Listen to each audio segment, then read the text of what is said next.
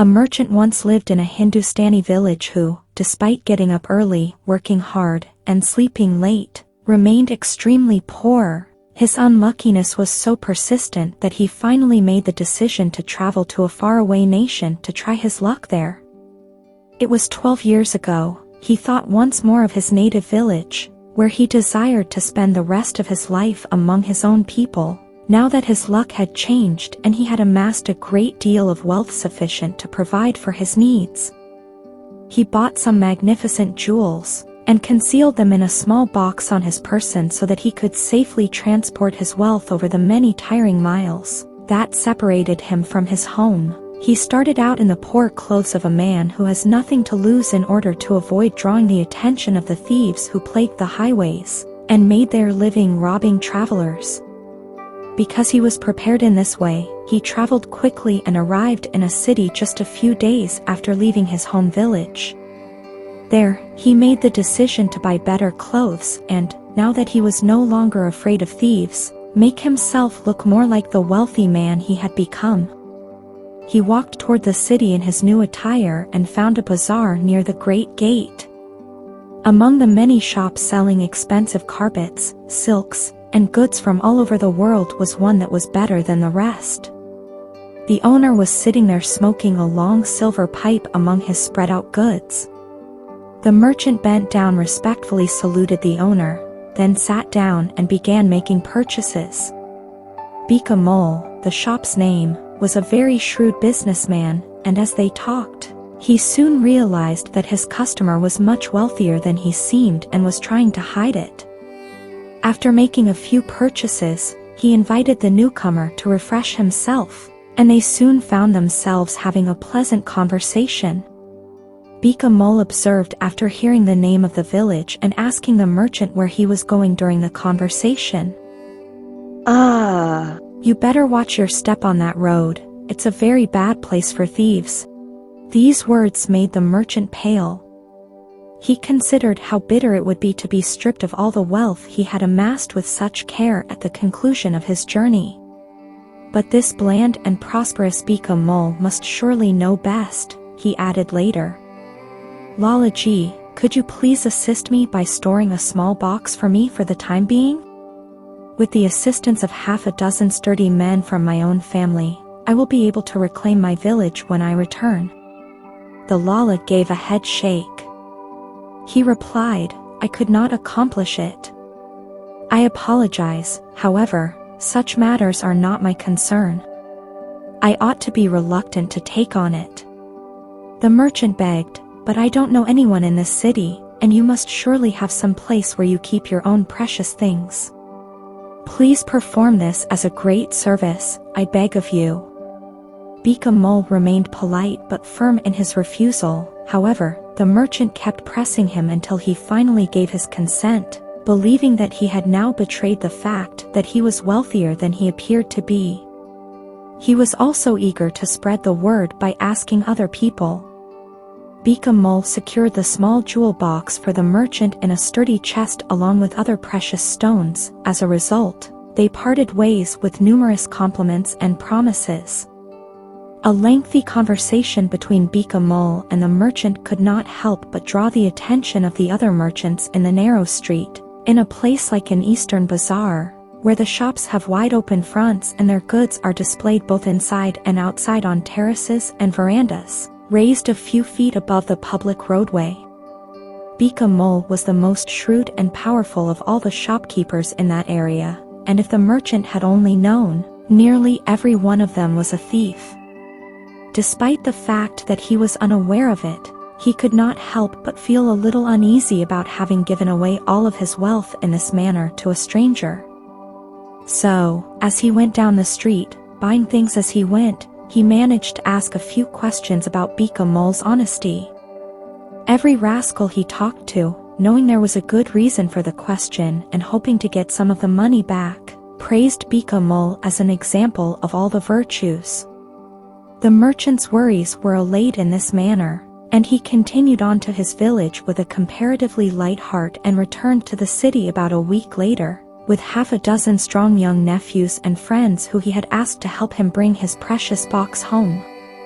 The merchant left his friends at the city's great marketplace, promising to return with the jewelry box, to which they agreed, and then he left. He went up to Bika Mole's shop and saluted him. He said, "Good day, Lala-ji."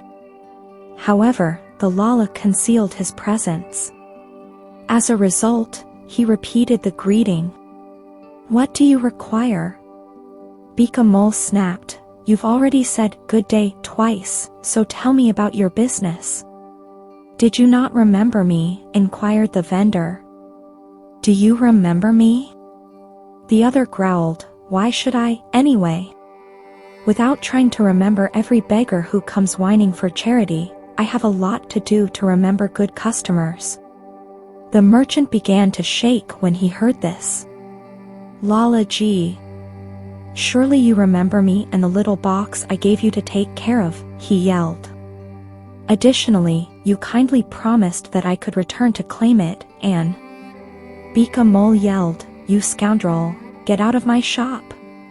You impudent scamp, leave now! Everyone is aware that I never keep valuables for others, I struggle enough to maintain my own. Take me with you, come." He then began to push the shopkeeper out of the building. Also, when the poor man refused, two bystanders came to Bika Mole's aid and threw the merchant out into the road, like a camel dropping a bale of goods. He slowly emerged from the dust, battered, bruised, and bleeding, but he could not feel any pain in his body other than the terrible numbing sensation that he had been destroyed and lost. When he came to a friendly wall, he crouching and leaning against it, he gave himself up to an agony of misery and despair, putting his head in his hands. Slowly, he dragged himself a little further away from where the fat and furious Bika Mole was still standing among his disorganized silks and carpets. As night fell around him, he sat motionless, like he had been turned to stone. And when a certain gay young man by the name of Kushiram went by that night with a friend around 11 o'clock, he noticed the merchant hunched over against the wall and made the following observation, "Without a doubt, a thief." The other replied, "You are incorrect, even at night, thieves don't sit in full view of people like that." As a result, the two left him behind and moved on. Kushiram was returning home again around 5 the next morning when, to his surprise, he noticed the miserable merchant still sitting the same way he had seen him sit hours earlier. Kushiram made the decision to investigate what was wrong with the man who had spent the entire night sitting in the open street, so he went up and gently grabbed the merchant by the shoulder. "What are you?" he inquired, "and what are you doing here? Are you ill?" "Ill?" "Yes," the merchant answered in a hollow voice. "Afflicted by a disease for which there is no cure." "Oh, rubbish!" Kushiram yelled, "I believe I have a cure for you, so come along with me." As a result, the young man grabbed the merchant by the arm and dragged him to his own lodging after getting him to his feet, where he started by giving him a large glass of wine and then asked him to tell him about his adventures after he had fed him. In the meantime, the merchant's companions in the market were stupid enough to think that because he didn't come back, he must have gone home on his own, and when they had had enough of waiting, they returned to their village and left him to handle his own business. As a result, he would have fared poorly if it weren't for his rescuer, Kushiram, who had been left a lot of money as a young boy and no one to tell him how to spend it.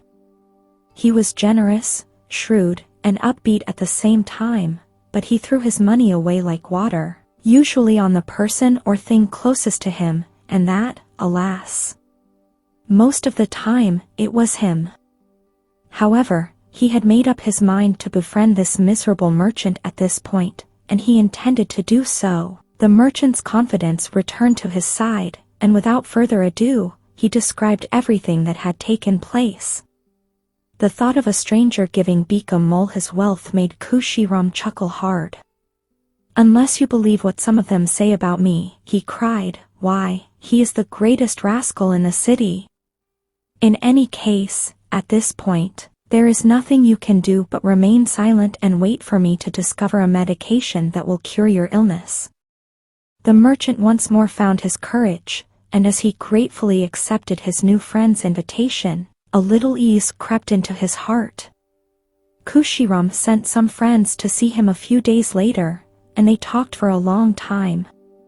The merchant didn't hear the conversation, but he did hear shouts of laughter, like at a good joke. The more he thought about it, the more he feared he would never be able to free his fortune from Bika Mole's grasp, so the laughter only reverberated in his own mind. Soon after that, Kushiram approached him and stated, "Do you remember the wall near Bika Mole's shop, where I found you that night?" The merchant responded, "Yes, indeed I do." Kushiram continued, "Well, you must go and stand in that same spot and watch this afternoon. When a signal is given to you, you must approach Bika Mole, give him a standing ovation, and ask, 'Oh, Lala-ji, will you kindly let me have back that box of mine that you have on trust?'" "What use is that?" inquired the merchant. "He won't do it any more than he did when I first asked." "Never mind." Kushiram responded, "Do exactly what I tell you to do, and repeat exactly what I say, word for word, and I will answer for the rest." As a result, the merchant went to the wall at a specific time that afternoon as instructed. Bika Mole saw him, but neither of them paid any attention to the other. A stunning palanquin, similar to those used by upper-class women, arrived at this point up the bazaar.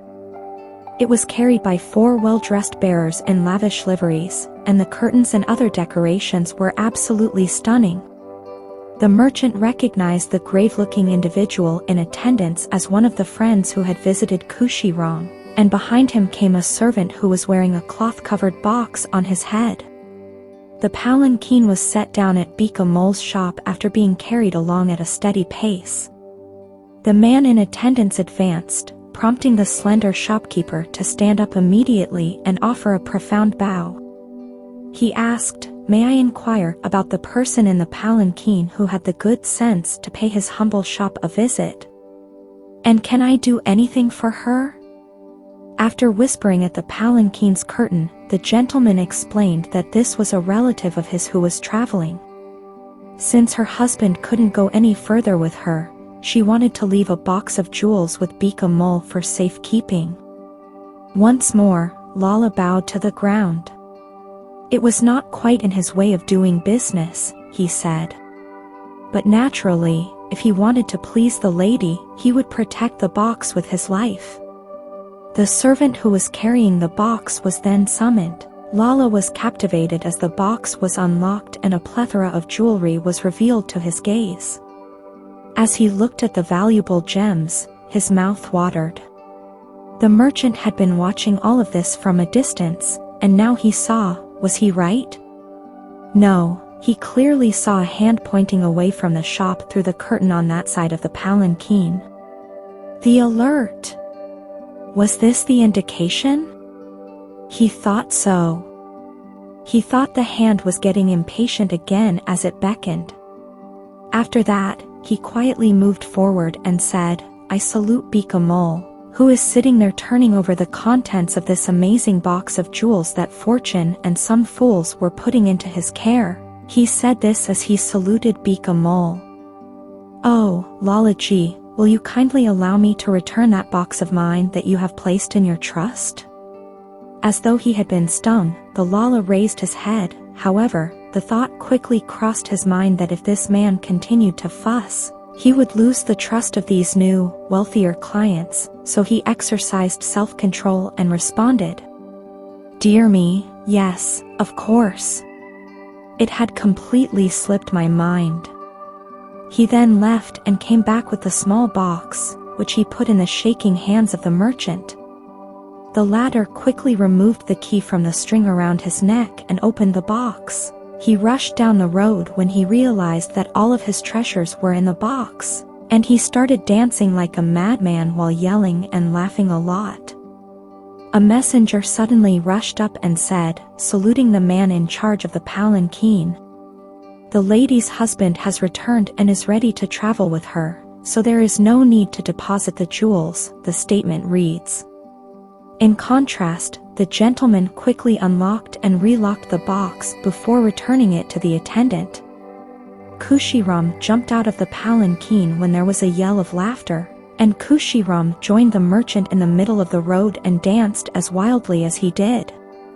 Bika Mul stood there and gave them a stupid stare. After that, he let out a loud cackle of laughter before throwing off his turban, bouncing with the other two out into the road, and then dancing and snapping his fingers until he was out of breath. The actor who had played the palanquin's relative attendant asked, "Lala-ji, why do you dance?"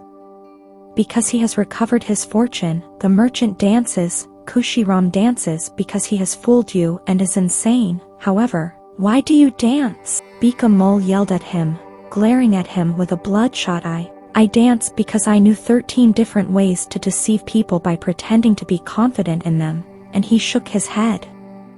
"I had no idea there were more, but here's a 14th one. Because of this, I dance."